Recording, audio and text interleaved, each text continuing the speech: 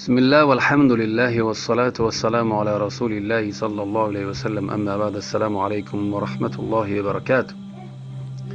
شیخ سلیمان ابن ناصر علوان الله رهاش کند می فرماید که هنگامی که امام مزی یوسف المزی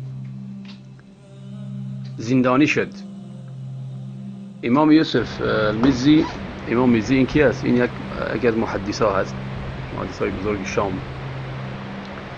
وقتی که میگوید امام مزی زندانی شد، زندانیش کردن، این سخن به کی رسید؟ به ابن تیمیه رسید که امام مزی را زندانی کردن و در وقت ابن تیمیه بود. پس میگوید که ابن تیمیه خیلی یعنی که غمگین شد، خیلی درد دلش را گرفت.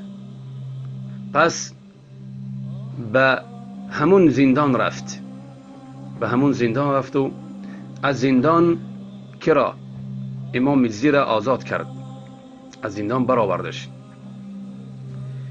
پس شیخ میگوید که و کاش که شیخانی عالمانی حاضر عالمانی که حاضر زمان هستند، در همین عصر هستند، اگر که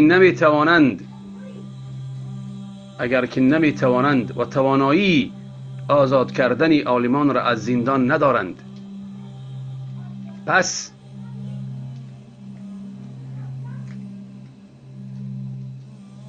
ظالمان را کمک نکنند. ظالمان را کمک و طرفداری نکنند.